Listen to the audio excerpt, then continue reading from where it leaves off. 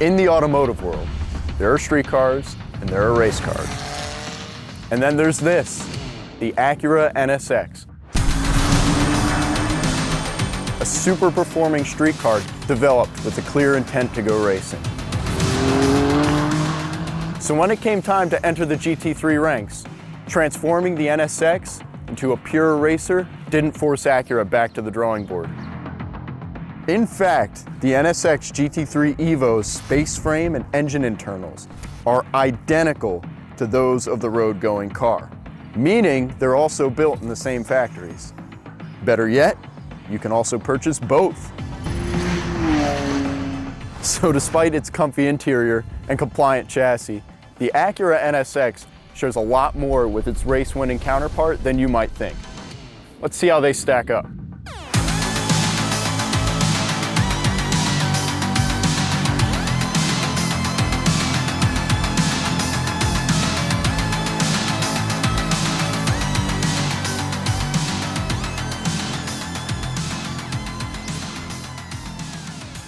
In GT3 racing, our starts are rolling, so launching from a stop isn't exactly a priority.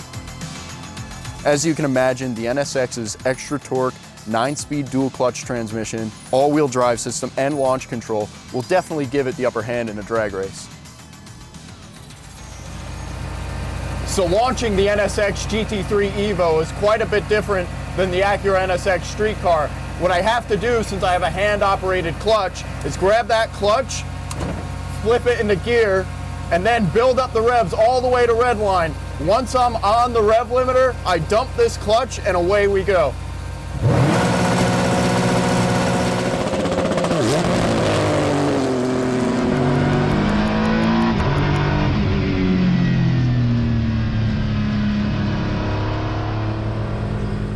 So launching the NSX road car is definitely a lot easier than launching the NSX GT3 Evo. All I need to do is pop it into track mode, put my left foot on the brake, build up the revs.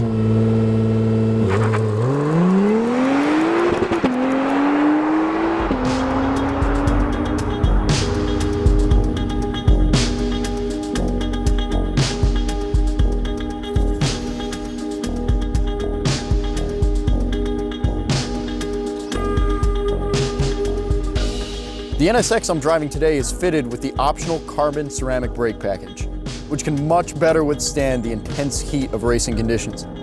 Unfortunately, due to GT3 rules, the Evo has to make do with conventional iron brake rotors. Then again, the GT3 does receive a little more direct airflow to its brakes through these cooling ducts.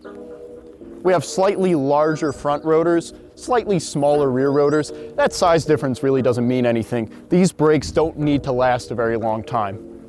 Those do.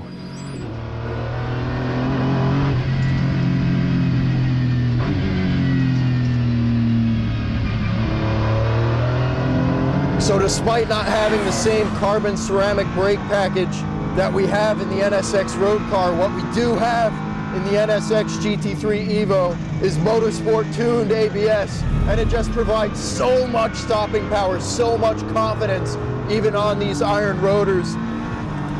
Very much like the road car, we have so much control over the platform, so much control over the balance of the car. But it's really a shame that, as per GT3 regulations, we're not allowed to have those carbon ceramic brakes. But even despite that, Acura has done a phenomenal job of creating a really, really confidence-inspiring package. When you put that along with this bespoke suspension system all together, what we have is a package that's unbelievably difficult to beat.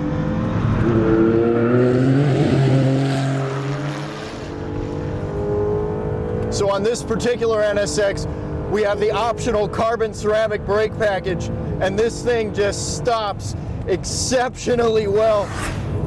But where it really comes into its own is the way you can modulate pressure and the way you can manipulate the platform of the car on corner entry. It makes anybody look like a superhero. It's unbelievable to drive with. Also, what's working underneath us the whole time here is this hybrid electric system. And that additional stopping power, that additional engine braking that we receive from the hybrid unit just helps so much with that initial deceleration. So much control given to the driver.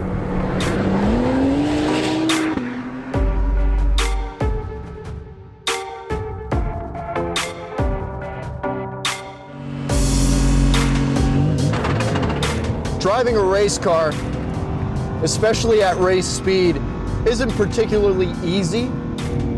If it was, I'd be out of a job.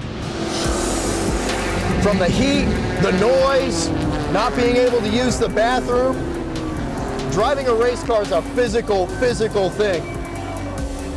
But as far as GT3 cars go, the NSX is an unbelievably forgiving package to drive. I can be so aggressive with this car. I can attack the corners so hard compared to other cars. It's so drivable, just phenomenal. Another huge component of the balance and the drivability of this car is this super handling all-wheel drive system. We have an electric motor in each front wheel that's assisting not just in additional horsepower and torque off the corner, but also so much in terms of the control and the balance. It's just as easy, just as gratifying for me to drive as it is for the everyday driver.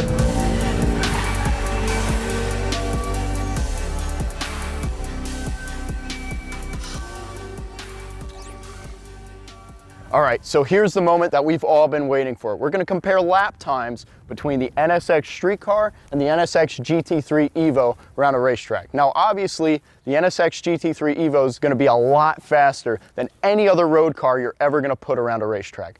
But before we dive into just how much faster it is, we're gonna take a closer look as to what makes this NSX GT3 Evo so fast and so incredibly efficient around the racetrack.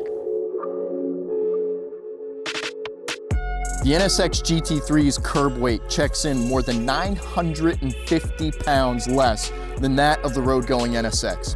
It's what happens when you toss out comfy power-assisted seats, an audio system, air conditioning, airbags, glass.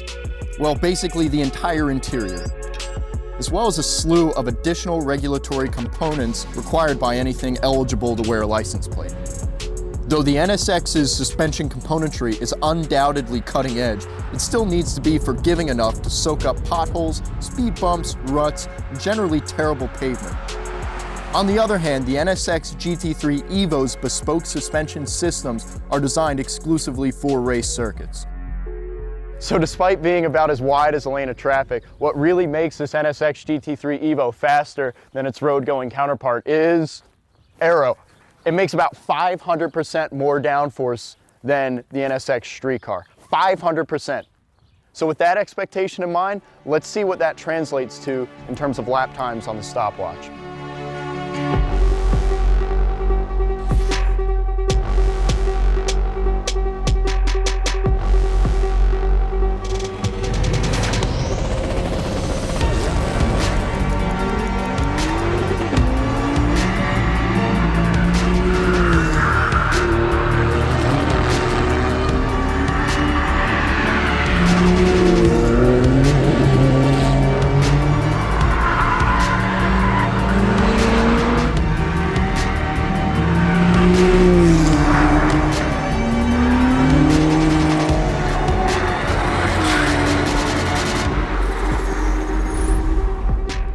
And there we have it, 9.5 seconds, which frankly, comparing a street car to a GT3 car, that's not bad at all. Now, of course, if you really want to, you can strip everything out of that car, put in a cage, bolt on some aero bits, but you're still not gonna end up with something nearly as quick as a GT3 car.